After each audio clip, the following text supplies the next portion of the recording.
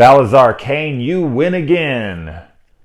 This was another random Redbox rental called Circus, Kane. I saw it on Amazon a few days ago. I was only about to rent it. Then it came to Redbox, and I checked it out. I was gonna pay $5 for it then. I only ended up paying $1.50 for it to rent it from Redbox, and I'm pretty glad that I only spent $1.50 on this movie. This movie will only appeal to people who like really ultra low budget stuff and completely can disregard logic or characters' decisions or anything of that nature. Now, I'm not against low budget. I have loved all sorts of ultra low budget. I mean, I did a review on here recently for a movie called Secret Santa, which I absolutely loved. It has $6,000 budget. There was plenty of things on it that were not great, but man, there was so much to offer that was good that I was like, all right, I could totally look past, these things to enjoy the movie. This was one that there was more bad than good. It just outweighed it, and I just didn't have a good time with this. It was kind of a chore to get through. I watched this on my PlayStation 3, and there were moments where I sped it up to 1.5. I'm glad I have that option sometimes, so that I can still hear the dialogue, I can still see the scenes. I didn't do it a ton, but it was like towards the end, I was just like, oh man, this is getting rough, but I want to finish it, so fuck it, let's speed it up a little bit, which really didn't change it all that much. Now, this movie is about 8 people who were invited to this mansion, this old circus performer who went away for murder. He's a legend in the horror community. He offers these people $250,000 if they can survive his horror fun house. They think it's a big joke, of course, and it ends up obviously not being, and so forth. So, nothing super original there. Now, this movie is written by Zach Ward. Scott Farkas from Christmas Story. He's been in a ton of stuff. I mean, I really like the guy. I really like him in Don't Blink. He recently directed a horror movie called Restoration. I still haven't seen that, but it's got terrible reviews. That doesn't mean it's good or bad. Who knows? I mean, I might like it, but I have not seen it. So he's definitely got his toe in a lot of horror right now. And from what I've seen from him in his acting career in horror as of recently, I've enjoyed. So I'm not sure how much input he had on this with his, he co-wrote it. So I don't know how much of this looks like his actual script, but whatever. Bull from Night Court also makes an appearance in this, and he looks rough, man. Really rough. Another person I was shocked to see in this was Jonathan Lipnicki. That might sound like a name you've heard before, and probably because it is. It's the little kid from Jerry Maguire and Stuart Little, that little weird-looking kid. He's all grown up now, and he plays the tough guy in this movie, which was just like, Jonathan Lipnicki playing a tough guy? Okay. But he didn't do terrible. One of the detectives in this movie looked like fucking Billy D. Williams now. I was laughing about it when I was watching it. And one of the characters' names in this movie is Eddie England. I was like, oh man, that's some Nightmare on Elm Street reference. That's actually kind of a clever little Nightmare on Elm Street nod. I liked it. So let's get into this movie. I will talk about the positives like I always do. First off, I like the opening exchange between the Balazar, Kane, and the kid. I thought the dialogue between them was fine. It kind of got me a little intrigued in what was going on, and the opening credits started, and I was like, all right, maybe this is going to be okay. I had a few standout characters in this. The horror collector who's in this, I liked him.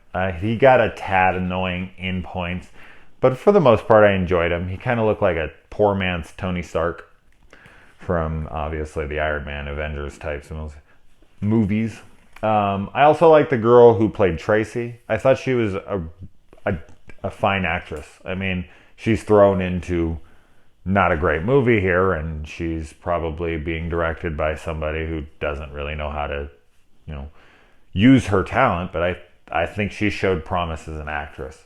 I hope to see more from her. I hope that this movie doesn't kill her career or something, but pretty much every actor in Hollywood, from Leonardo DiCaprio, George Clooney, You pretty much name it, Brad Pitt, doesn't matter. You name it, they started it in shitty horror. So, but when I see a talented actress like that, I'm always kind of like, oh man, I really hope that this doesn't get overlooked. So hopefully someone checks it out and sees her for that. And I also liked the actor who played Balazar Kane. I thought that he does a good performance. And I really liked the makeup on him. Towards the end, he has a different look to him, and I really liked the look of that. I liked the set designs and props in it. I mean, it's really ultra low budget. But I think that they did good with what they had to work with.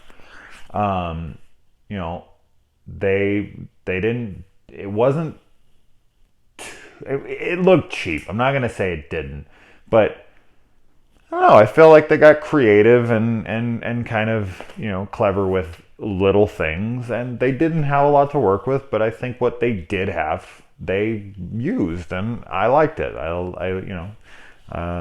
So yeah, those are pretty much my only positives. Now, my first negative is going to be a negative against this film and a lot of films.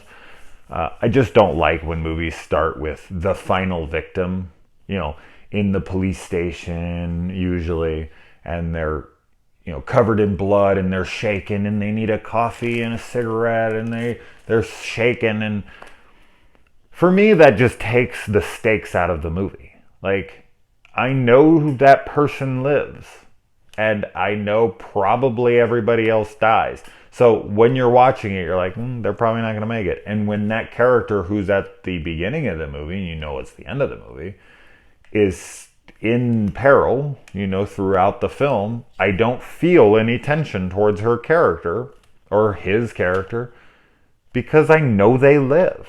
So why they reveal that? I mean, it works for certain movies, obviously, like The Usual Suspects. That's like the prime example of how it can work. But for the most part, especially in a horror movie, you're supposed to be nervous that this person might die. So yeah. The acting from more actors than not is pretty rough, especially like some of the more secondary characters, like when the cops show up. Ooh, those cops are bad. Fuck, I haven't seen acting that bad in a little while. The blood in this movie is pretty laughable. It's just that like really light red, sticky. It's bad. It's not dark red blood at all. Some of the gore in this movie getting, really kind of just stepping right back into my positives for half a second because I kind of forgot to mention this. I thought that the gore in this was decent. I mean, for what it was, they cut someone in half and you can kind of see inside of them. And I'm trying to think of another scene they had, like this severed head that they were digging through. And I kind of liked that, like, fun house, like, what are the hell are those things called? The escape rooms that they have now that they're pretty popular. Had that kind of feel to it. They were trying to, like, there was a little riddle and then the keys and stuff. I thought that was clever. And that's where I kind of think, like, the writers, came in. They actually had story, and because there's like a twist ending and there's this mystery and there's these but it's so poorly executed that you're kind of, I guess that whatever the original script was more than likely got lost. And then my biggest problem with this movie by far, and this is something that I could overlook if I enjoyed the movie more in its other aspects, but there was so many other things wrong that this was just the death sentence for me, was just the dumb decisions that characters would make, the unrealistic reactions from everybody. And when people are attacked, nobody helps them. There's certain things that happen and you're just like, just do this. Or like, as soon as they realize this is real, they should have all been like, we're done. We're out of here. But they didn't. And outside of like one character who explains why she can't. I still feel like her reasoning is like, really? Like, you're going to die for that? Like, you can't figure out something like, how about take your life and maybe figure out a different way to handle that situation? But outside of her character, they didn't even try to explain why these other people, it's just, I want 250 grand. Like, once you realize that this is a funhouse that's killing people or maiming them, the 250 grand probably doesn't exist. And I think that would hit you pretty much instantaneously. So it's, I know in stupid low budget horror movies like this, you're not supposed to take situations seriously. You're not supposed to take reactions seriously. But it's so dumb. It's so, like, obviously they wouldn't do this. I don't give a fuck what scenario. The film doesn't present itself as silly. It does try to take itself seriously, to the point where it has a twist ending. It has these, like, mystery elements. This movie is trying to take itself seriously. And if a movie is trying to take itself seriously, then I need to try to take it seriously. And I can't take a fucking film seriously when characters are doing unbelievably stupid things. I mean, this is next level stupid. Like, I know a lot of people watch horror movies and like, oh, she ran up the stairs, or why didn't she grab a knife? Or no, this is a completely different league than those kinds of things. This is no fucking way in hell anyone would react like that, say that, do this. Nothing. It's dumb as dumb gets when it comes to that stuff. And it's absolutely impossible for me personally to look past. So yeah, I did find it pretty fucking funny. There was a scene at the very end where the cops come and they fire a bullet into somebody and then they say, stop or we'll shoot. There's a lot of, like, technical errors in this movie. You can see the camera crew and reflections, and the editing keeps showing, like, a girl on her phone, but then, like, it would cut to a scene where she's, like, in a mosh pit, but then back on her phone, back in a mosh pit, back on her phone.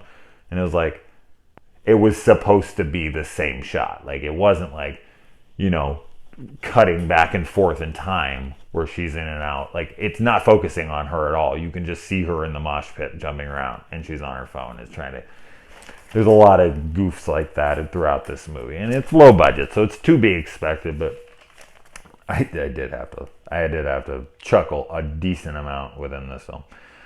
So yeah, no, I do not recommend this movie. As I said, if you're like all into crazy low budget stuff and you can look past everything I just said, I guess check it out. But I wouldn't recommend it at all.